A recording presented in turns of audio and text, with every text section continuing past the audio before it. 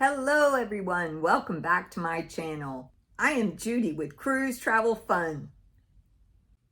In today's video, I will be discussing what smart cruisers avoid booking these 5 cruise itineraries. Let's go! Please don't forget to hit like and subscribe to my channel and comment below. I would love to hear from you. Not all cruise itineraries are smooth sailing.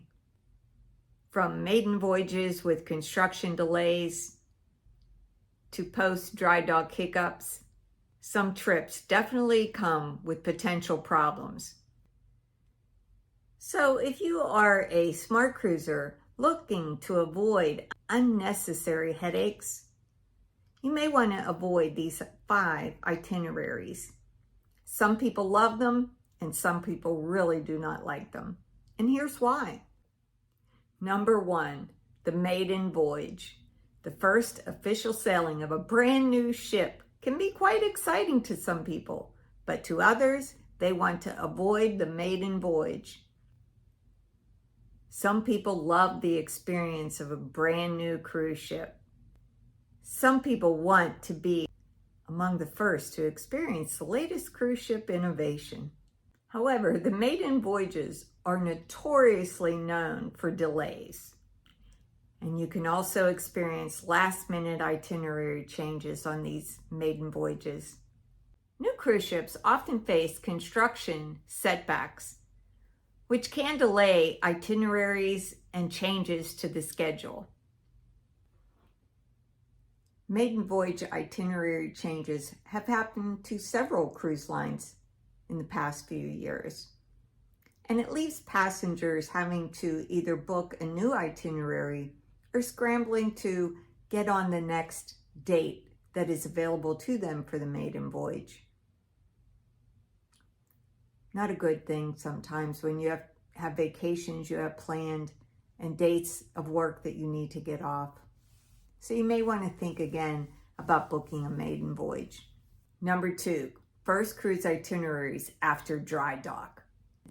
Cruise ships often enter dry dock for scheduled maintenance.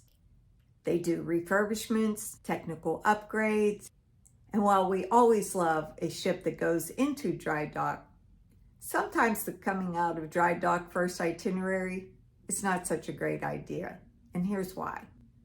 Because it is a legal requirement to keep the ships in top condition, the first cruise immediately following dry dock often carries significant risks. Even if the ship sets sail on time, expect operational hiccups such as software glitches, crew unfamiliar with the processes, or even unfinished venues. Delays in the shipyard work can also push back the return to service date, leading to unexpected cancellations. To mitigate this, cruise lines sometimes schedule a short sailing right after dry dock. So if you booked a cruise right out of dry dock, you may end up scrambling to schedule another vacation.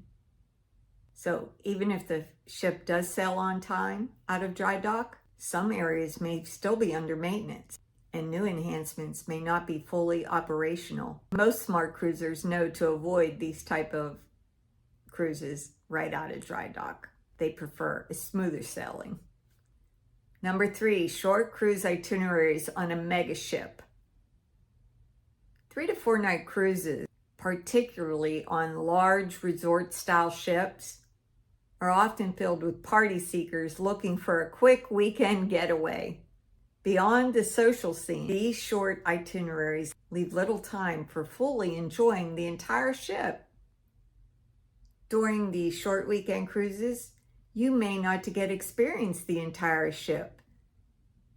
Because it is so large and there are so many things that they have to offer, you may not get to every restaurant or every single show that you wanted to see.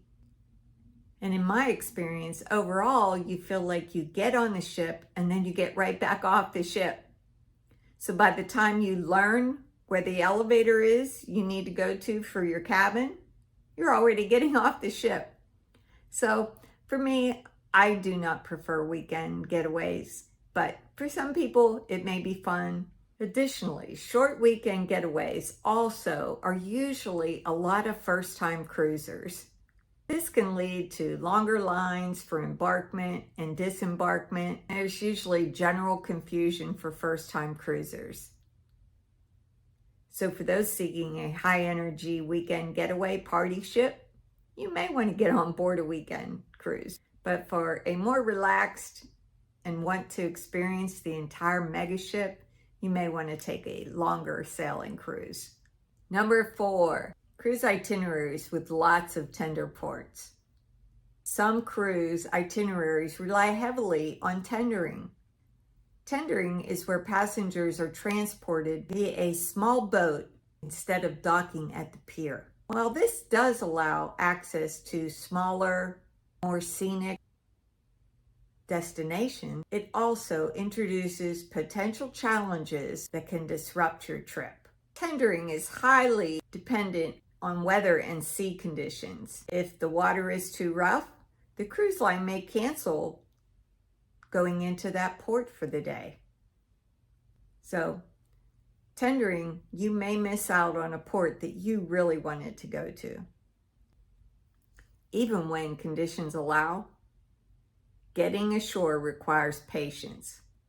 Long lines are common, especially on larger ships, and pre-booked shore excursions usually get top priority.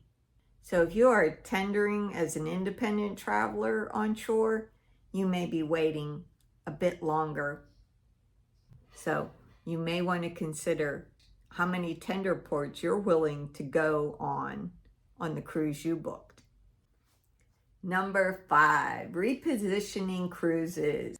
Repositioning cruises are where a ship goes from one seasonal home port to its new seasonal home port. Often you will see these cruises going from the Mediterranean to the Caribbean, or even from Alaska to the Caribbean. Repositioning cruises often feature attractive pricing and longer itineraries. Unlike traditional cruises, shifts the emphasis to the ship itself. While there may be many port calls at the beginning and at the end, these itineraries are typically dominated by many long stretches and days at sea. This means fewer opportunities for shore time, far greater reliance on onboard entertainment. So unless you are the type of person that loves to be at sea for days at a time, a repositioning cruise may not be for you. So these are the 5 itineraries on a cruise that you may want to avoid. But again, it's up to your cruise style and how you love to cruise. Thanks for watching my video today. Please like and subscribe to my channel. Cruise on.